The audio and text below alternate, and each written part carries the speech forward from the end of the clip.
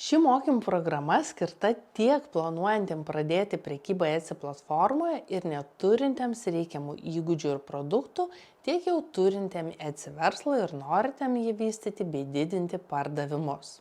Taigi, jeigu siekiate sukurti klestintį ir sėkmingą Etsy verslą, šie mokymai kaip tik jums. Šie išsamūs mokymai padės atsakyti į daugelį Etsy platformos klausimų. Jų metu detaliai analizuosime ir aptarsime produktų analizės ir jų kainodaros klausimus.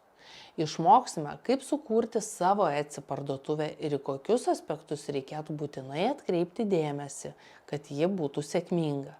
Taip pat išmoksime, kaipgi kelti savo parduotuvę naujus produktus ir išsiaiškinsime, kurios iš produktų savybių yra kertinės Etsy platformoje. Vėliau gilinsimės, kaip veikia Etsy paieška ir kokią funkciją atlieka reitingavimo veiksniai. Išnagrinėsime, kas sudaro kiekvienos Etsy parduotuvės srautą ir kodėl SEO yra labai svarbus kiekvienai Etsy parduotuviai. Išmoksime savarankiškai atlikti raktažodžių analizę ir SEO optimizavimo veiksmus, bei papildomas taktikas. Vėliau aptarsime Etsy SEO strategiją ir kodėl svarbu nuolat vykdyti produkto optimizavimo veiksmus ir kaip tai teisingai atlikti. Detaliai aiškinsimės, kaipgi optimizuoti valdomą parduotuvę ir parduoti daugiau.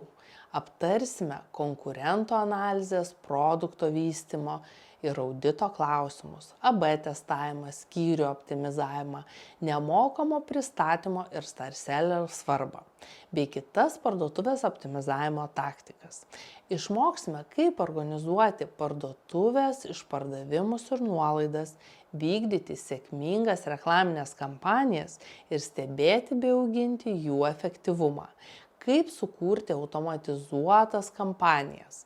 Aptarsime, kuo ypatingos reklamos Etsy partnerių tinkle ir susipažinsime su kitomis reklamos alternatyvomis.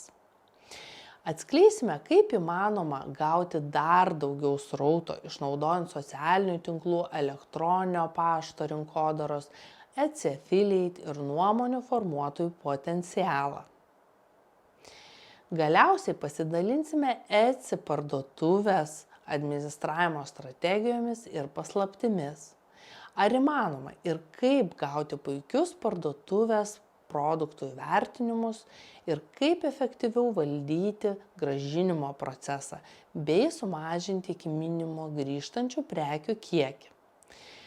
Mokymų metu atsakysime į šiuos ir daugelį kitų dažnai kylančių klausimų.